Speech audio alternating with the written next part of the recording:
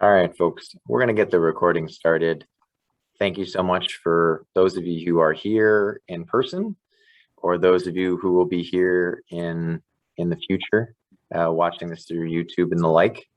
I wanted to give a kind of a quick intro real quick before we introduce you to our speaker, who's going to be George Ruther. So to begin, I first of all want to thank all of you for your public service. In whatever capacity you operate, you are doing amazingly important work in your communities and regions, and I just encourage you to keep fighting and leading. Community issues we focus on, many of which housing is the major component. It doesn't solve itself, and so I appreciate your commitment to creativity, definitive action, and your can-do spirit. So thanks for taking the time today. Give yourselves a pat on the back. On this call and in the future, we have some representatives from different parts of the Adirondack Park and abroad. We have a New York State lawyer that specializes in affordable housing. We have codes enforcement officers from some local municipalities, multiple town supervisors, multiple town council members, housing authority, APA, nonprofit organizations, and as most importantly, private citizens that are going to be our future volunteers.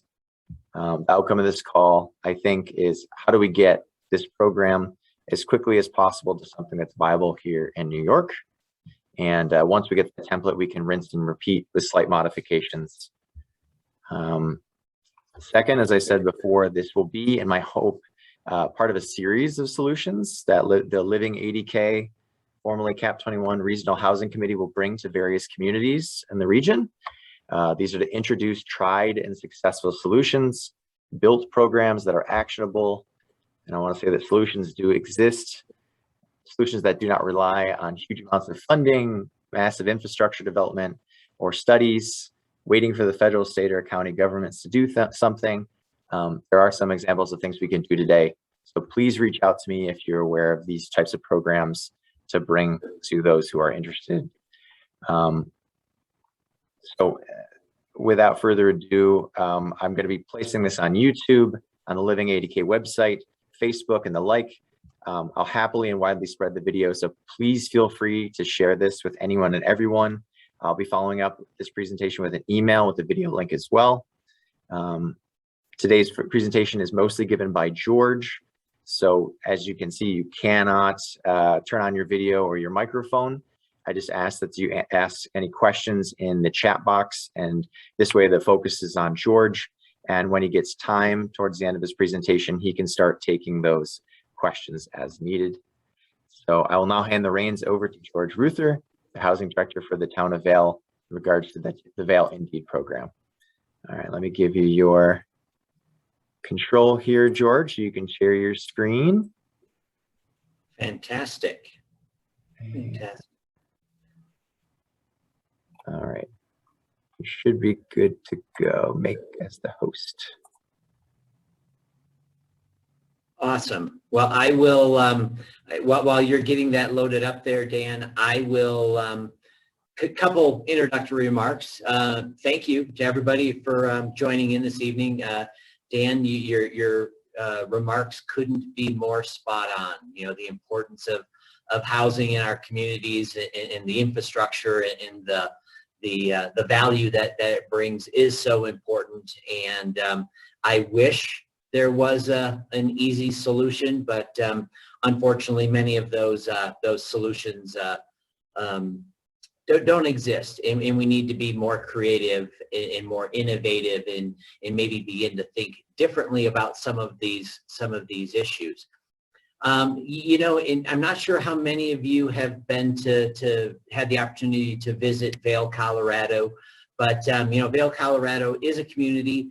We are about 55 years old of age, and unlike many other Colorado ski resorts that were kind of founded as a secondary industry after, you know, the mining boom and bust had gone away, Vail was developed as a ski resort for the sole purpose. So we're very much a resort without a lot of prior history. In fact, like I said, about 55, 56 years ago, the community came to fruition through a master plan design. And, you know, interestingly enough, In Vail, Colorado, we adopted in 1973, the community adopted its first ever master plan for the community. And at that time, three most critical issues were identified.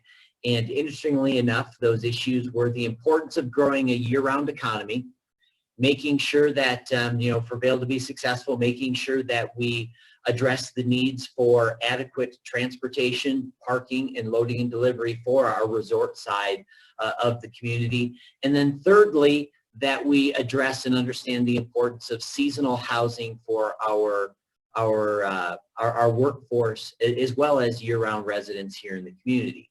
Fast forward, 56 years into the future, and you may not be surprised to know that in the most recent community survey that we completed, the very same issues that were identified in 1973 as critical issues remain some of the most critical and important issues facing the town of Vail.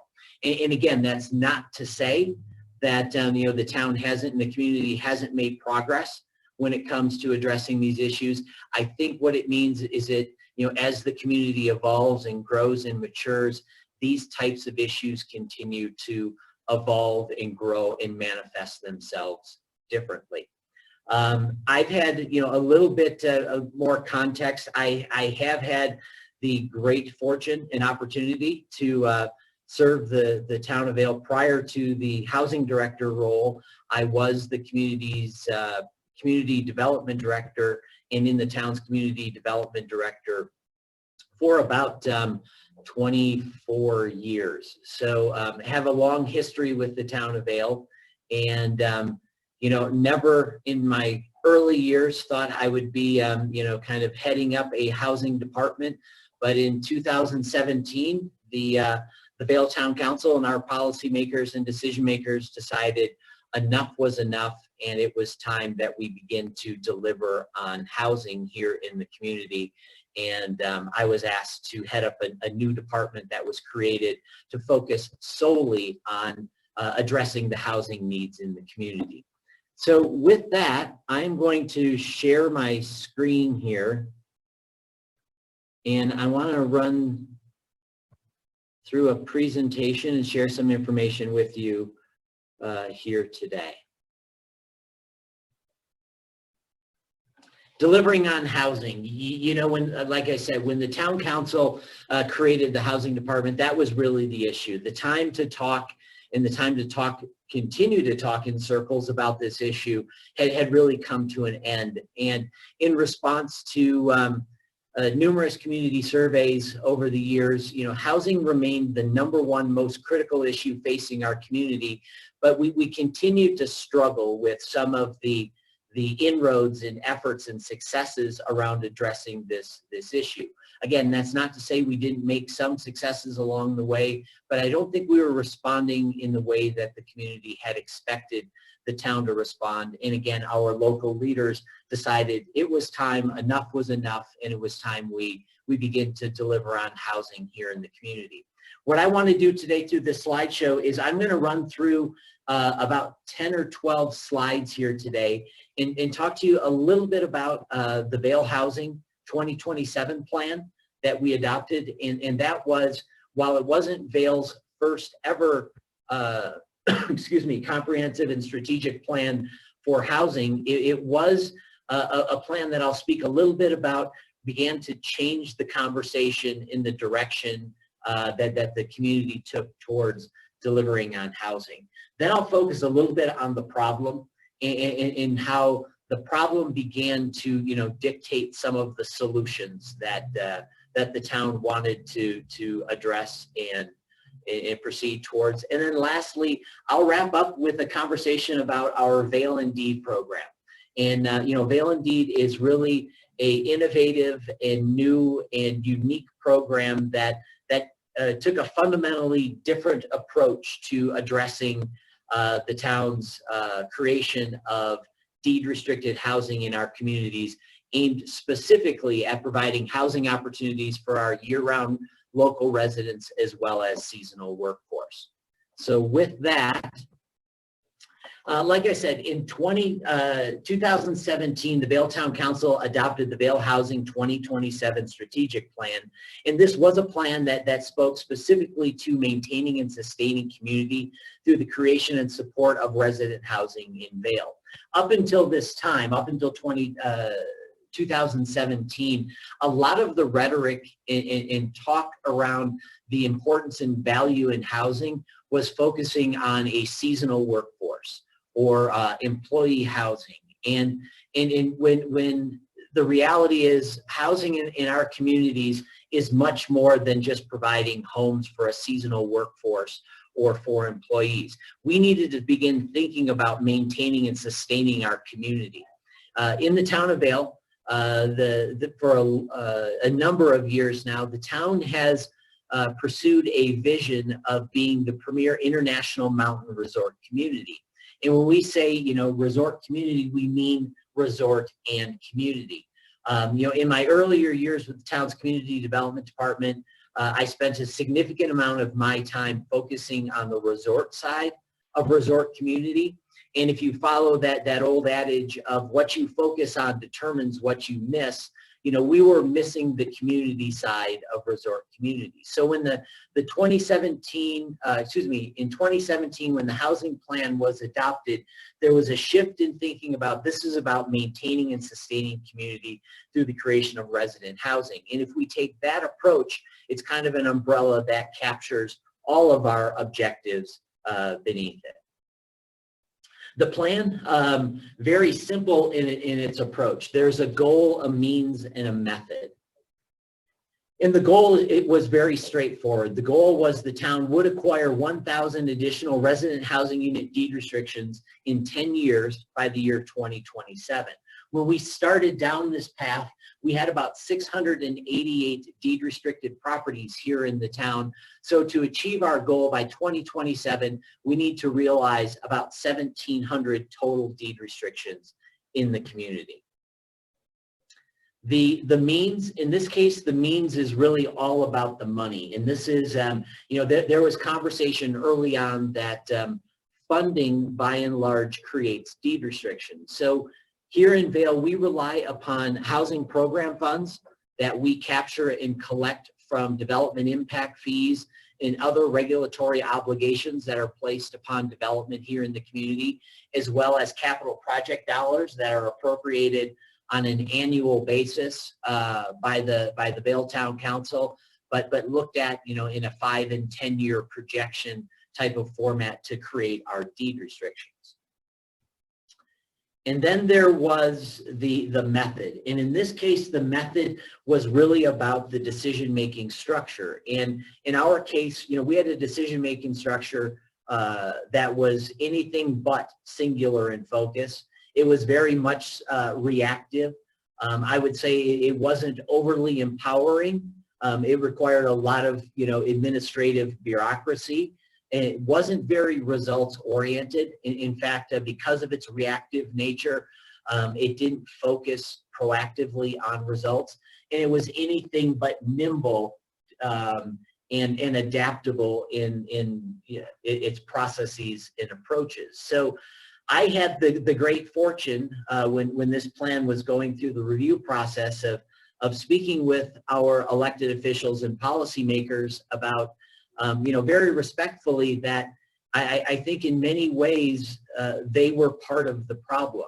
And what we needed to do, if we were going to fundamentally change the way we were going to deliver on housing, we needed to come up with a new method. We needed a method that was singular and focused, proactive, very much so results oriented, and was nimble enough to achieve the results that we were after. And quite frankly, as I shared a moment ago, I think the town council, the policymakers and decision makers and leaders in the community were fed up with this notion of not making progress, and were very open-minded to changing the method. And in this case, we granted, and I'll speak to this here in a few moments, we granted a significant amount of decision-making authority to our Vail Local Housing Authority. Like I said, I'll talk about that shift in thinking and approach, and I think some of the positive benefits that it created here in just a moment. This is the, if you look at this chart, this is the problem. This is the issue that we faced here in the town of Vail. And you know, looking at this problem and identifying that, you know, sometimes the most complex of problems require the simplest of solutions. And I'll walk you through here just kind of quickly what this illustration kind of highlights and identifies. In the town of Vail, we have about 5,300 year-round residents living here in the town of Vail. Those 5,300 residents live in one of the 7,208 homes, dwelling units, that are at the top of this illustration. However, of those 7,208 homes, 1,753 are occupied homes here in town. So those are lived in by our year-round residents, and meaning that the remaining about 4,800 homes are unoccupied homes that are kind of classified as unoccupied and vacant by the U.S. Census. Those are our part-time residences. And then again, we had about 688 deed-restricted homes.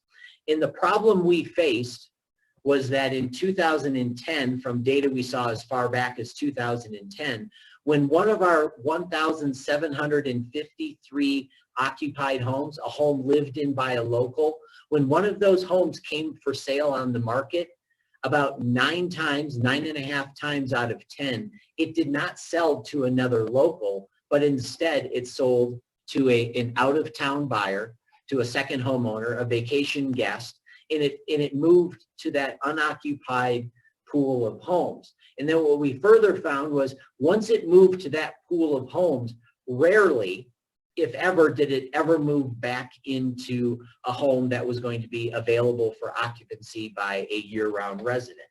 So what we identified was, and for those of you who have been to Vail, but those who may not be familiar, Vail in many ways as a community, we may as well be an island out in the ocean. We are surrounded, our entire municipal boundary is surrounded by U.S. Forest Service property. We have, because of our geography and topography, we have little to no opportunity to expand our municipal boundaries. So what we have in town to work with when it comes to housing for our year-round residents and seasonal workforce is the land that currently exists inside the four walls, if you will, of the town of Vail, plus all of those existing dwelling units that we already have. So we identified a need to protect and preserve the existing dwelling units that we already have built in our community for a number of reasons. One being, you know, the availability of land resources. We did not have the land resources to go out and build and expand our municipal boundary, even if we had wanted to. Secondly, we realized that we were not going to build our way out of this problem. While developments are one of the strategic approaches we take in addressing our housing challenges here in the town of Vail, we knew we could not build our way out of the problem. On a regional basis, presently we are deficient by about 5,000 dwelling units here within Eagle County in the region that Vail is located in. And based upon state demographer estimates, that number will exceed 10,000 by the year 2030. So again, this is an issue that we're not going to build our way out of. So again, protecting and preserving some of the existing homes that we have here in the town of Vail was important to us. Therein lies kind of the impetus or the catalyst for the Vail InDeed program. And we like to talk about the Vail InDeed program as not your typical deed restriction program, largely because it takes a significantly different approach to acquiring and accessing deed restrictions in the community. And quite simply put, the town goes out and we purchase a deed restriction. And in this case, the deed restriction is a covenant on the title to the property that limits its residency, its occupancy, not its ownership, but its occupancy, to a person or persons that work a minimum 30 hours per average at a business located here within Eagle County. Outside of that, there are no other limitations, and I'll talk about that here in a moment as well. So Vail InDeed, you know, when we first took the idea to our elected officials and policymakers and town council members, you know, like all good elected officials, you know, the first question was, well, this sounds fascinating, this whole idea of the town purchasing deed restrictions on existing dwelling units here in the town of Vail. But before we make any decisions or go any further, what we want you to do, George, is we want you to go out to other communities that have adopted a similar program like this, and then report back to us in 2 weeks on, you know, their experiences and their results and their successes with the program. And again, very respectfully, you know, I kind of looked back at the council person who had asked me to seek out that information and said, you know, I'd love to do that, but I can't, because there are no other communities in the country that we can find that are doing a program like this. In fact, what I'm asking you to do is Vail, like so many of the other Mountain West resorts and communities that face housing problems, we have inclusionary zoning requirements. We have commercial linkage requirements on development. We have development impact fees, and we have many of the same, you know, regulatory tools that other communities have. And like those communities, we face a housing problem. And what we shared was, if we were going to, you know, change our future and deliver on housing, we were going to have to fundamentally change our approaches in some of the programs that we put in place. You know, again, understanding that, you know, the definition of insanity is, you know, doing the same thing over and over again and expecting different results. I think our message was, we need to try something that is innovative, fundamentally different, and a very different way of thinking. And quite honestly, we were going to have to take some risks. We were going to have to take some, you know, calculated and educated risks to try something new to get a different result. So in this case, with the Vail InDeed program, one of the first things we did was, you know, going back to the method and the approach, the town council granted agency to our local housing authority to begin to act in a more expansive role towards addressing housing in the community. While this is very much, you know, fits under the umbrella of responsibilities and obligations of an elected board like a city or town council. In this case, our town council, you know, was self-aware enough to know that, again, they were part of the problem. On any given agenda, you know, we could be talking about a multiple of issues, and our number one most critical issue facing the town rarely got the amount of time and attention it needed. So the Vail Local Housing Authority was granted agency by the town council with some criteria and limitations to begin acting on the town's behalf. The other thing we did was we created a deed restriction that only focused on occupancy. We didn't care about who owns the property. We only cared about who occupies the property. So if a property is owned by an out-of-town investor or long-term property investor, that didn't matter. What we cared about was who was actually living in the property, and many of the other restrictions that we often see in similar deed restriction programs, like income limits and price appreciation caps and family size requirements, were set aside.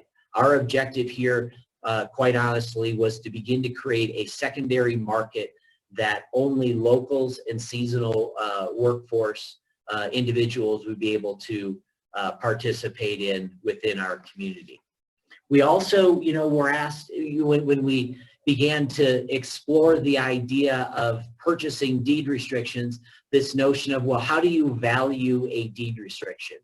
And, you know, like all good government, we went down the path at the beginning of, you know, there must be a formula, there must be an easy way, you know, an A plus B equals C type of outcome that creates the value of a deed restriction. And again, we just plug that into the numbers into the formula, and it spits out an easy answer.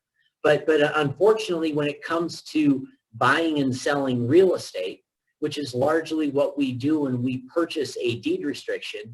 And while we're not buying the entire property and we're only buying a interest in that real estate, residential real estate is bought based upon fair market value.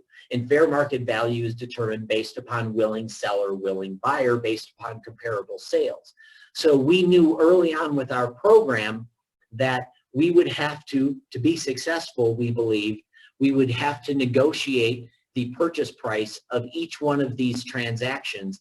And early on, unlike the multiple listing service, we wouldn't have years or decades worth of sales history to rely upon, but instead we'd be creating that information as we would go along, and our decision making over time would get more and more informed. That's not to say we went in blind. What we did do is we spent a significant amount of startup time with our local lenders and mortgage finance companies here in the Valley and in the region. We spoke at length with our real estate broker community to get kind of an understanding of what the value or the discounted value of a deed restriction would be in the community. And then we also spoke at length with real estate appraisers, the folks who are out actually placing a value on this residential property, to understand what the impacts of a resident-only occupancy deed restriction would have on the resale value of a home.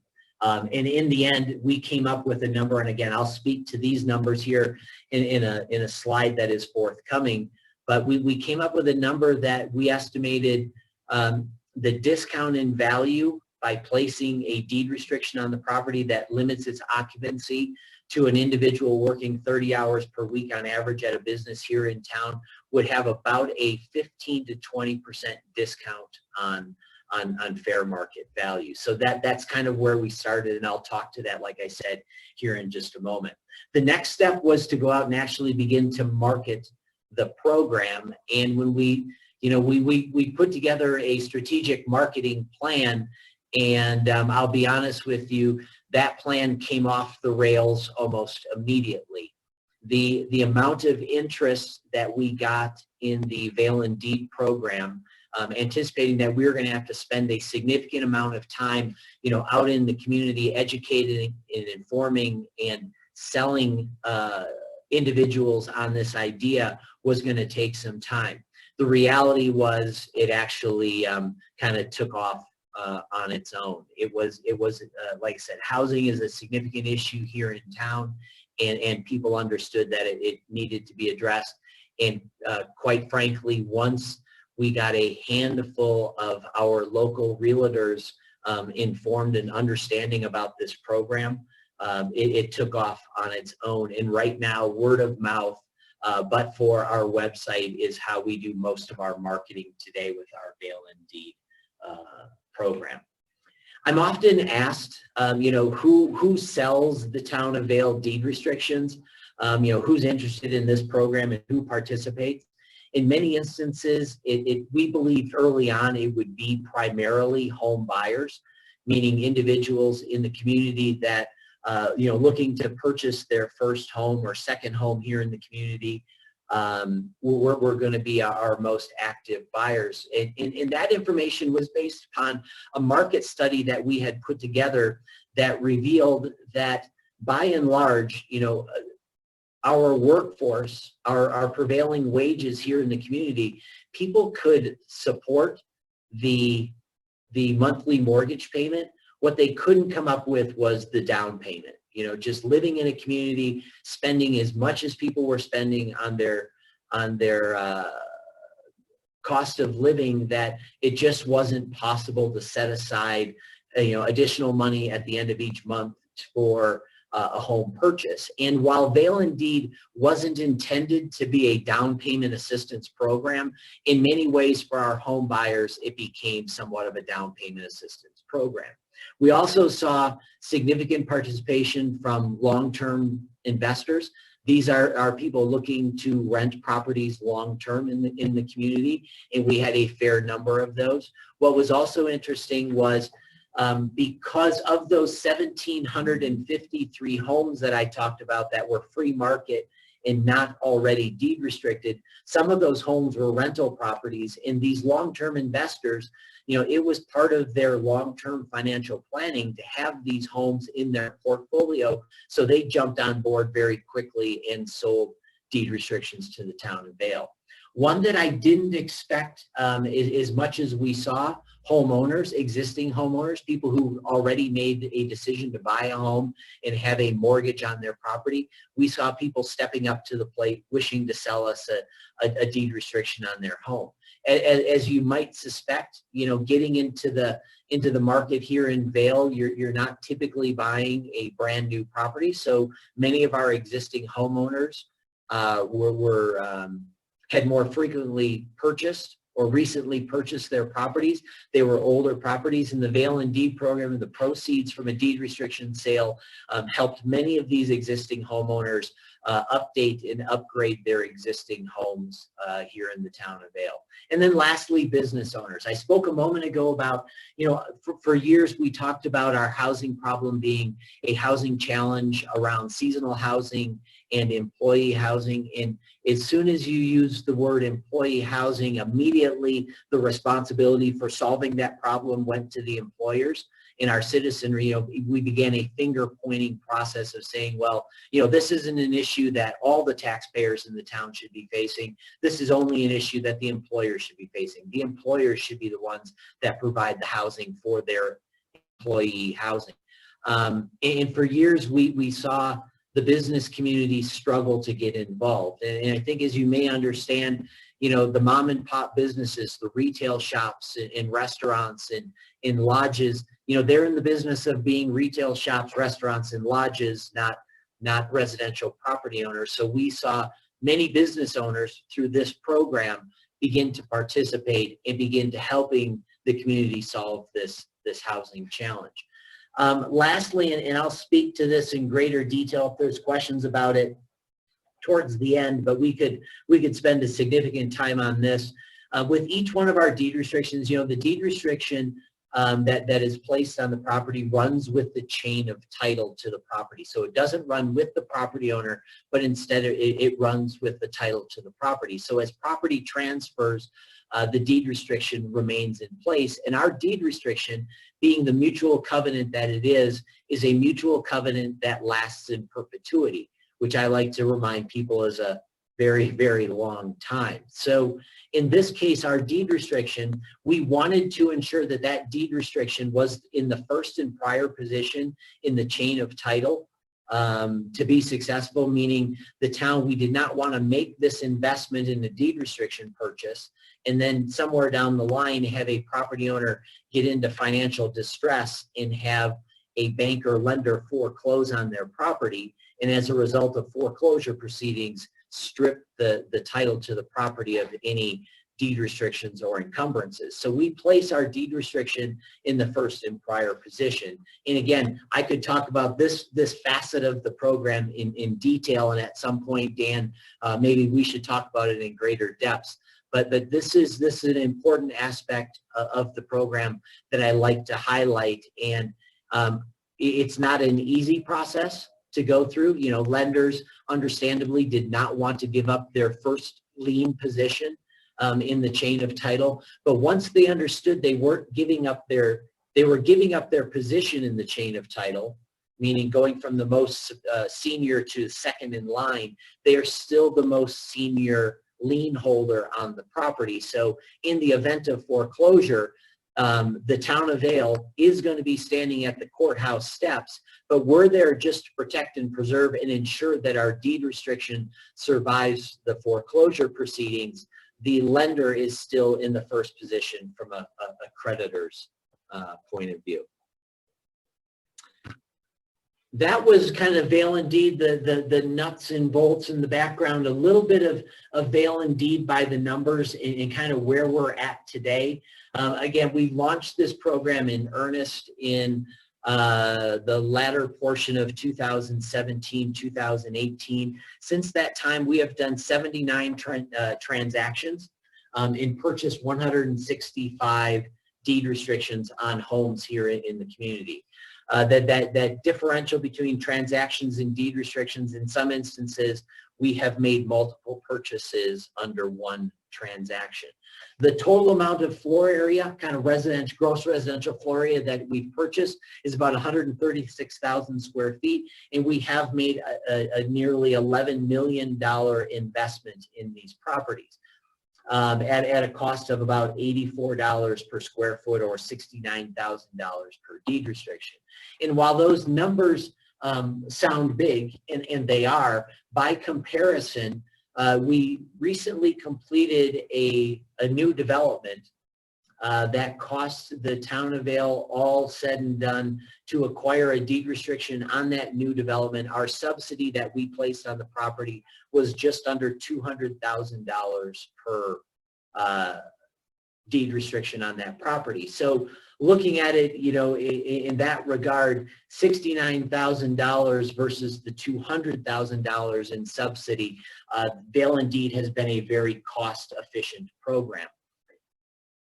At the bottom of the slide, I do like to point out also that the total number of residents provided housing is about 375 year-round and seasonal residents have been provided through the Vail Indeed program to date. The reference to the Timber Ridge development, that is a property that the town of Vail purchased in 2003. It was a 200, at the time, a 200-unit apartment building that an existing deed restriction was going to sunset on, and we were going to lose all of those residential housing opportunities as soon as that deed restriction went away. So the town stepped up in 2003 and purchased that property for $21 million. And for $21 million, we protected and preserved housing for 288 people in 2003 dollars. By comparison, in present day dollars, essentially present day dollars, $11 million for about half the price, we have provided housing for 375 residents. So again, just reinforces the cost effectiveness of this type of an investment versus some others. You know, I'm often asked, you know, some of the lessons learned about Vail Indeed in some of the successes or opportunities that we think helped lead towards the success of Vail Indeed. When we started out on this process of starting with our program, we got very clear about our mission, our vision, and our values. We articulated those, we set those out there as targets, and we relied upon them religiously.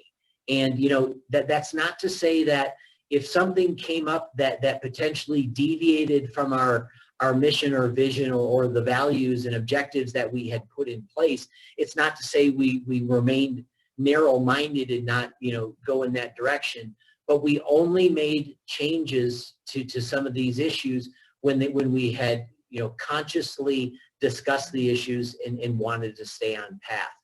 Again, our issue is all about delivering on housing and getting very strategic in our approach to doing so.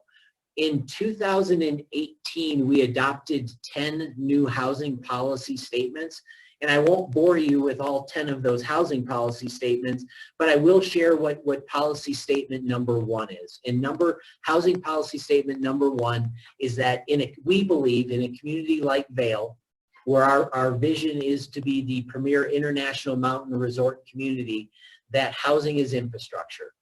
Housing in our community, to be successful and to achieve our mission and our vision, that to be successful, housing for a year-round and seasonal workforce, for year-round residents and a seasonal workforce, is no less important than roads and bridges and schools and emergency services and fire departments and healthcare, et cetera. That without housing, we do not succeed. So for those of you who have participated, you know, in a budget discussion, especially a capital projects budget discussion, you know what happens in the conversations around wants versus needs, or infrastructure versus wants. And because housing is classified as infrastructure in the community, it ranks very high in the priorities when it comes to budgeting for investing in our in our community infrastructure. We got very clear about our objectives, which I talked about, and then we focused on those objectives. And again, we focused on creating a program that was simple in its approach. And I'm often asked, you know, why didn't you put an income limit on your deed restriction? Because an income limit wasn't necessary to achieve our objectives. You know, why didn't you have a price appreciation cap?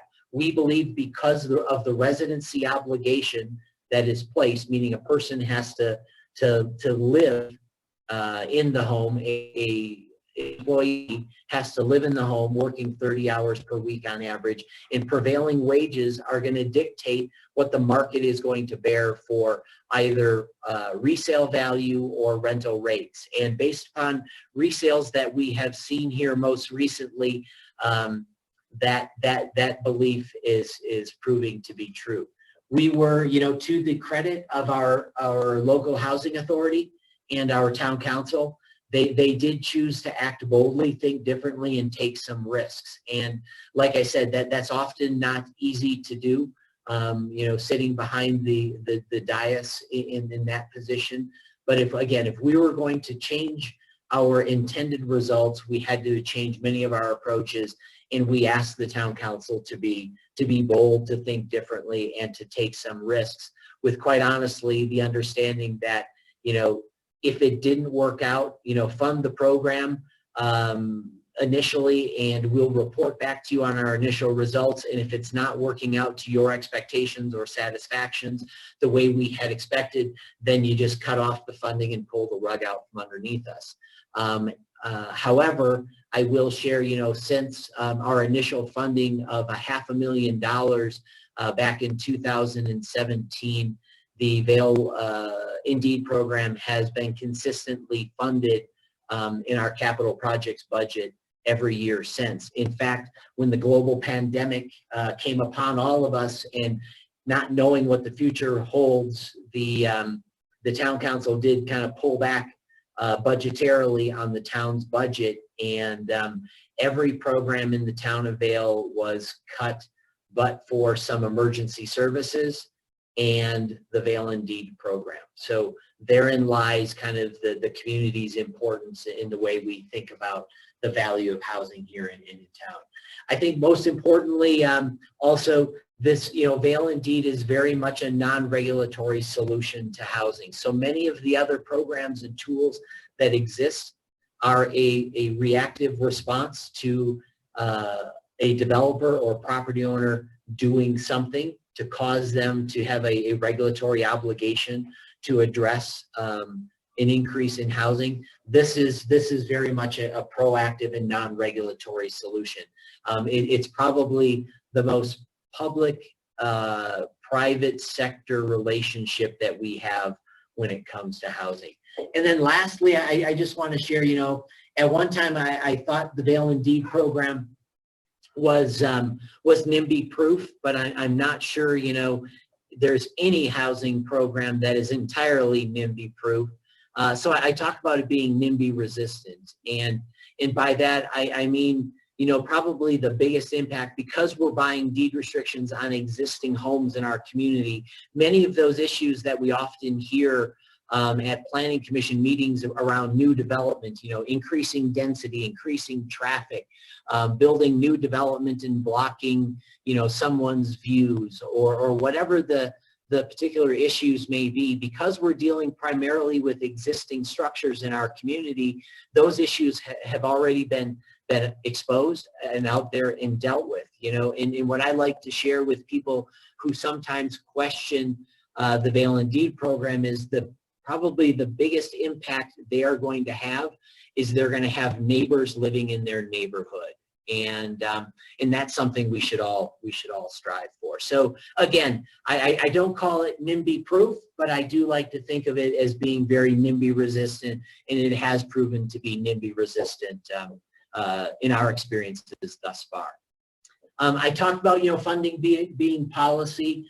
You know, it doesn't mean that there isn't an importance around creating a consistent, stable, and predictable source of funding. Right now, the town council has referred a ballot initiative to the November ballot, which would place a 0.5% increase in our sales tax. That would be dedicated towards and exclusively for housing here in the community.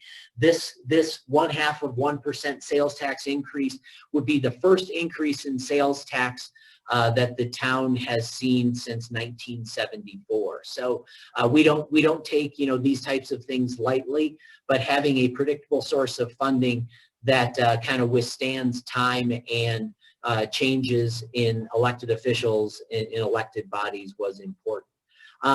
Deed restrictions. Deed restrictions are a real estate asset. I spoke about a little bit about the value of these deed restrictions being somewhere in that 15 to 20% of the fair market value of the home. Each time you buy a deed restriction, you are buying a real estate asset in that property. And while you may not own the ground or the home, you do have an interest in this property. And as a real estate asset, it has value. And, kind of a unintended consequence that we're seeing with the Vail InDeed program to date overall, we've now have a little over 1,000 total deed restricted properties here in the town of Vail, and we place a real estate value on those deed restrictions of about $55 million. And that $55 million has value, and we're actually looking and working with bond counsel on a way to actually leverage our real estate interest that we have in these deed restrictions to help fund future housing opportunities. So the notion here is, imagine the day when deed restricted housing or housing opportunities in our communities can help support and financially support additional housing opportunities down the road. I spoke about the importance of meeting with your stakeholders in the communities, lenders, your real estate brokers, appraisers, etc. That was a critical piece of kind of, I think, the success of the program. I think the other success of the program, quite selfishly, I like to talk about, from a development standpoint, we are one failed development from unraveling the housing sweater here in the town of Vail. And, new development comes at a risk. I think, as a public sector employee, we're fiduciaries of taxpayer money, and that's a high responsibility. And, quite often, development projects don't always go the way you anticipate and hope. And oftentimes being, over budget and potentially not delivering the product that is expected. So in this case, buying deed restrictions on existing homes comes with no development risk, and I think is an important consideration around creating credibility with a housing program is not having those risks and exposure and maintaining that support of your taxpayers. So no development risk is important. I talked about the cost effectiveness and efficiency and the value of keeping it, in our case, keeping it simple. I'm often asked, again, like I shared, why did you not put more restrictions on the deed? You could have put additional restrictions around income limits and price appreciation. And I quite often share, you can put a municipality or agency can put as many restrictions on the deed as they're willing to pay for. And in our case, by keeping the program simple and the restrictions focused only on the objectives that we are attempting to achieve, it means that is the most effective, cost-effective purchase we can make. And again, keeping it simple was a process that we wanted to pursue. So with that kind of wraps up my remarks. I appreciate everyone's time, and happy to answer any questions that you may have. And if you want, Dan, you can take the screen back.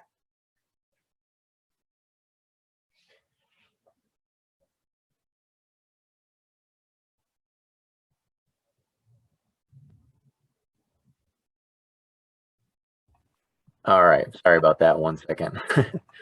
It's all pinned. No worries. All right. So it looks like in the chat, we've got a question. George, coming from Colorado, I know that the town is a bit different than here in Old Forge. Did you ever have a plan for more blue collar populations? So maybe a question about the types of individuals who are benefiting from this program in your community. Sure. You know, because of the deed restriction obligation that the occupants living in these deed restricted properties, owners or occupants living in these deed restricted properties, work a minimum of 30 hours per week on average at a business here in town, it very much meets our definition of kind of blue collar. Many of the, you know, in a community like Vail where our primary industry is the resort economy, in you know, a seasonal resort economy, although we continue to strive for a year-round economy. You know, many of the folks benefiting from this program, those 375 people who are currently benefiting from the program to date, are our frontline employees. They're the folks that are out there right on the front lines, working and meeting and greeting and working most directly with our visitors and our guests in the community.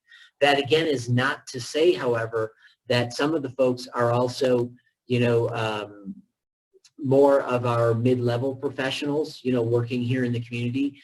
Within the town of Vail, we are the location of Vail Health. Vail Health is a 54-bed level 3, I believe it is, healthcare and emergency trauma hospital here in the region, providing healthcare to a year-round regional population of about 55 to 56,000 people, primarily here on the western slope of Colorado. So those jobs come at a very different wage.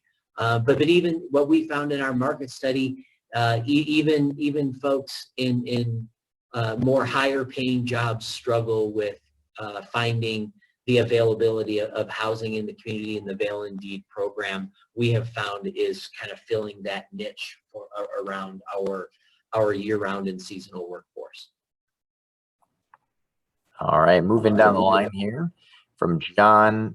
I had a question that says, you know, basically wanting to know, what about those acting in bad faith who reside for a significant portion of the year outside of the town, but who may purport to satisfy the local requirement?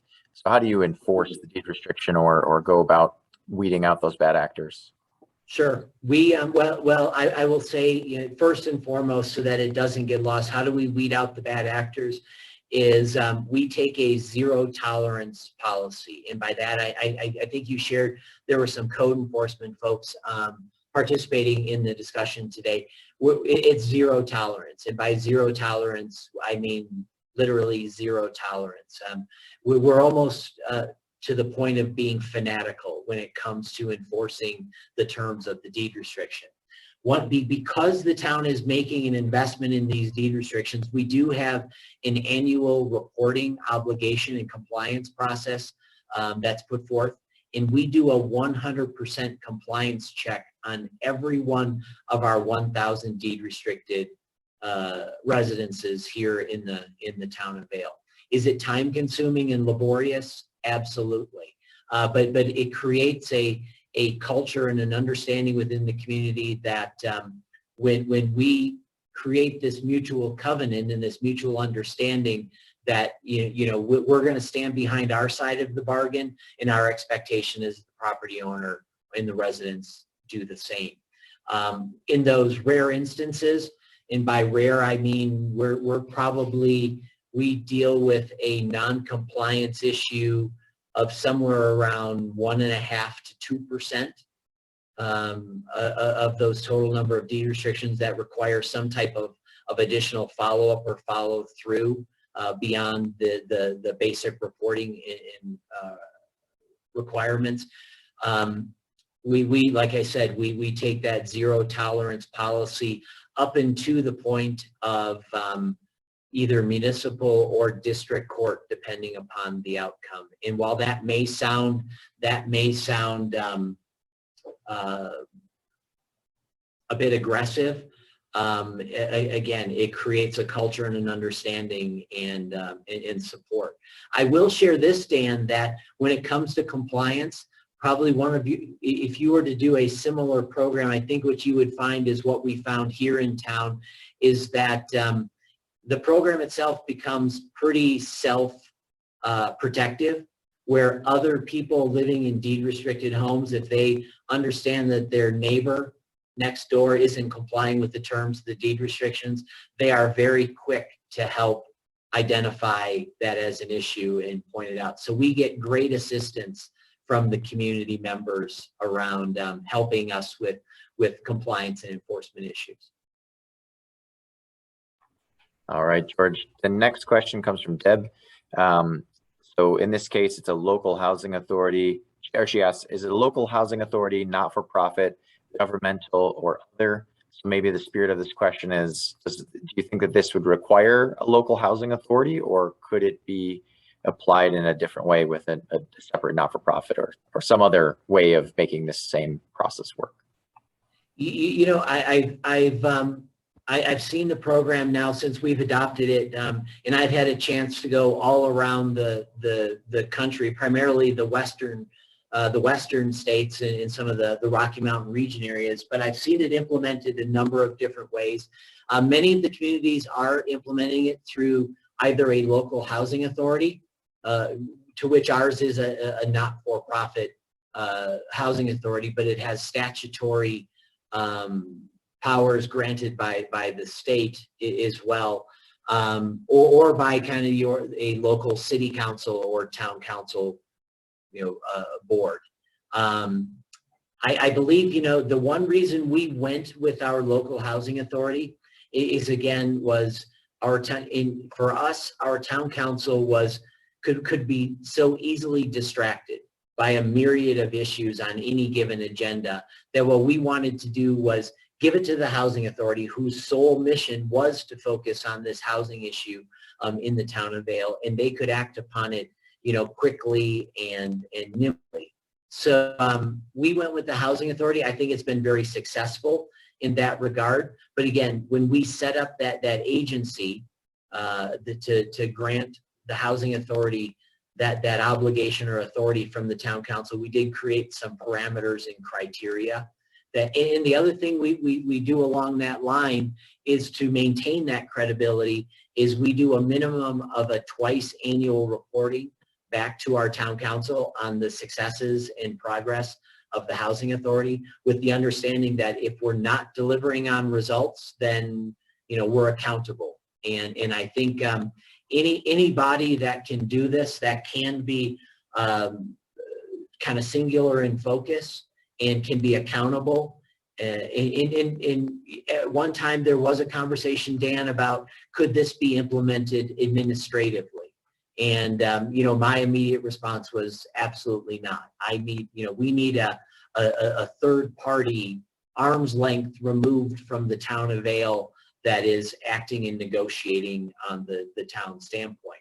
Now, the housing department, we do provide all of the staffing and administration to our housing authority, but at the end of the day, the housing authority makes all of the final decisions and is accountable to our town council.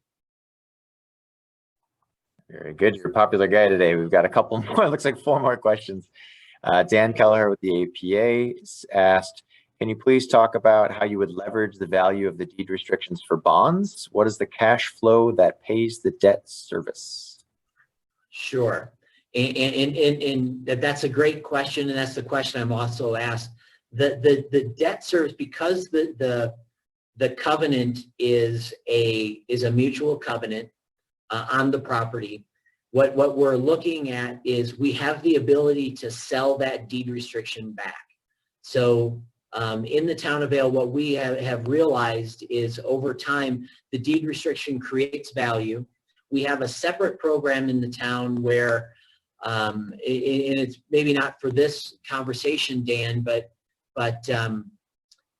we have a separate program where an individual can sell or exchange a deed restriction, sell it back or buy it back from the town of Vail. And depending upon its location and where it's at, we have we have acquired deed restrictions back on certain properties in the town of Vail for about 5 or 6 times what we would have otherwise had to pay for them. The most recent transaction was a property owner was willing to sell us back a deed restriction, and they paid us $240,000 to release that deed restriction on their property, to which I took that money and then just went out and bought more deed restrictions on other properties elsewhere in the town. So Dan, I believe is it Keller? Dan Keller, we're looking at our ability to liquidate those deed restriction assets as the form of revenue or collateral against the bonds. Now the bonding source, because we don't have a direct source of revenue or income, we are going to have another source of income that can potentially retire a portion of the debt. But because that deed restriction has value and can be bought, sold, and traded, we can rely upon that as a source of paying back the bonds over time if we had to. All right.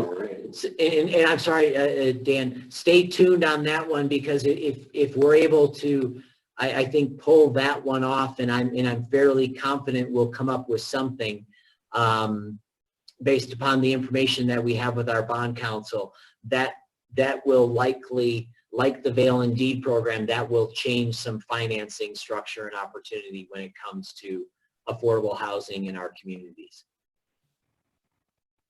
All right, and Dan responded by saying, terrific, thanks for the answer, fascinating. Moving along, Brian has asked, George, what does the process or the paperwork look like for the home seller look like to take part of the program? Is it cumbersome? The lawyers are lawyers needed? So what does that actual process look like to put the deed restriction on? Sure. We put together a website, and I encourage everyone who has an opportunity and an interest to go take a look. We put together a website, VailInDeed.com. And on VailInDeed.com, we answer 8 or 10 of the most frequently asked questions around the program, and specifically the process of applying for participation in the Vail InDeed program. But also on that website, you will find the 4 documents that are required of the seller in the transaction, are highlighted as boilerplate templates on that web page, and essentially they boil down to a purchase agreement, much like a standard contract to buy and sell real estate, because we're buying and selling an interest in the real estate. It's very similar in nature, but for many of the inspections, but it's a contract in an agreement. There's a copy of the actual deed restriction that is recorded against the property. We have a copy of the guidelines and requirements and terms that go along with that deed restriction. And then lastly, in the instance where we have a homeowner or a property owner that has an existing deed of trust on their property, there's a copy of a subordination agreement that is required to be signed by the existing lenders. And what we found was, I talked a little bit about this, but again, this is another conversation that we can go way down into the weeds on. What we found was, understandably, the lenders never really wanted to break chain of title to put our deed restriction in the first position, but they have agreed to sign a subordination agreement, which effectively does the same thing. So those 4 documents are on our webpage, and you can take a look at those. And we're always happy to, myself or Lynn Campbell, our housing coordinator, we're always happy to answer questions that you may have about those documents. All right, George, this will be our last question here. And I'm sorry, Dan, I was just going to share the lenders or what's required. Is it a cumbersome process? Again, our objective was keep it simple. Early on, we found a fair number of people participating in the program. And I always, still to this day, recommend that people consult with someone they trust. They may have some real estate or legal background in reviewing those documents. However, we have a handful attorneys here in town, real estate attorneys that, once they've read them now, they can advise clients. And what's been fascinating is many of those attorneys are doing that pro bono. They're simply saying, this document, here's what it says, here's what it does, here's what you need to be concerned about, and they're doing it pro bono for many of our participants, and that's just a fantastic partnership that we didn't ask for it, but it kind of it shows the community support behind the Vail InDeed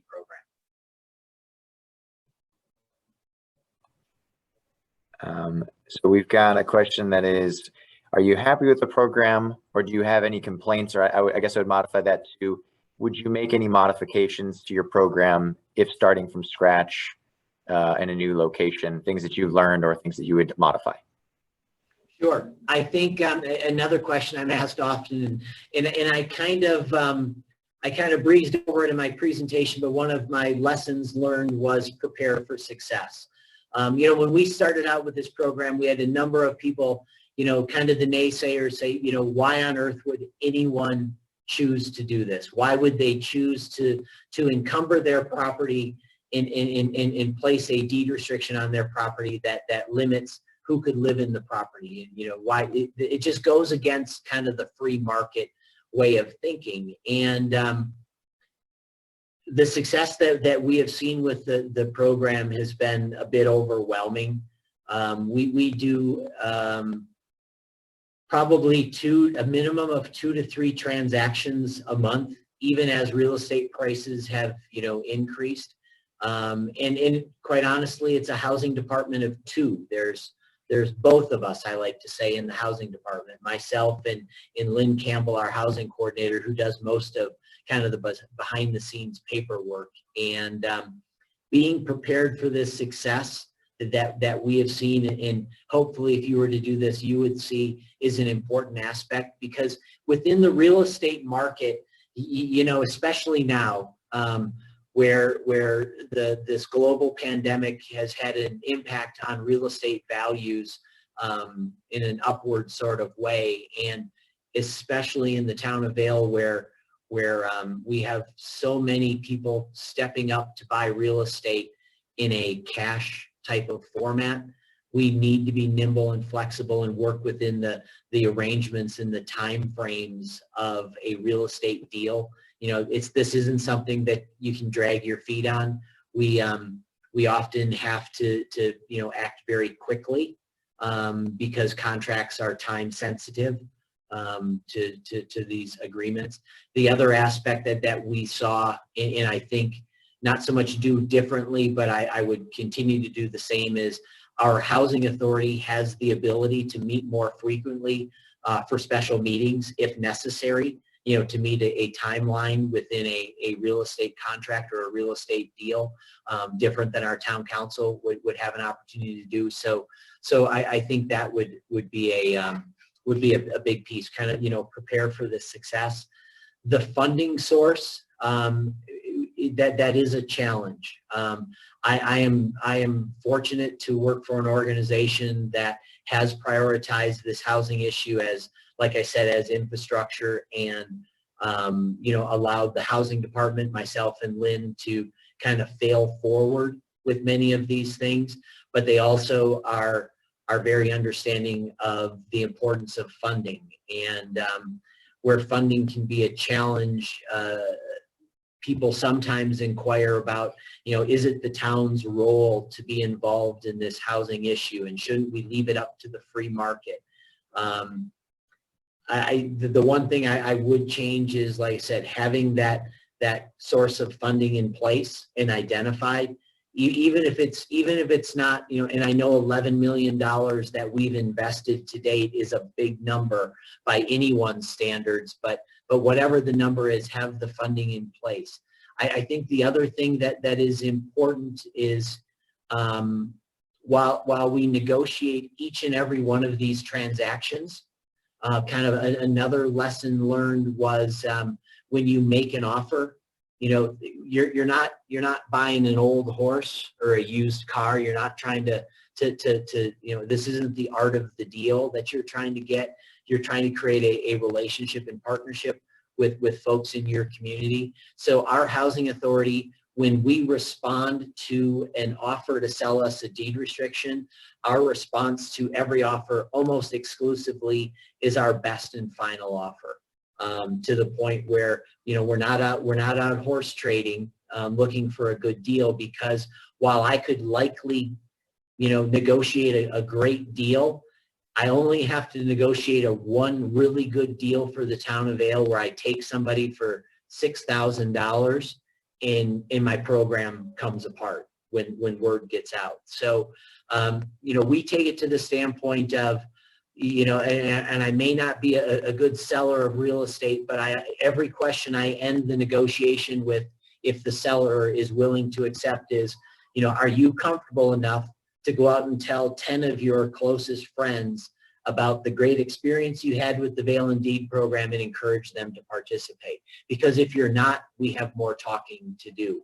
And I think that is something you know, I didn't fully understand or appreciate that to the same degree that I do now when we started the program. So that is something, starting fresh and brand new, I would focus on, is that relationship with the folks in your community that are stepping up to be part of the solution.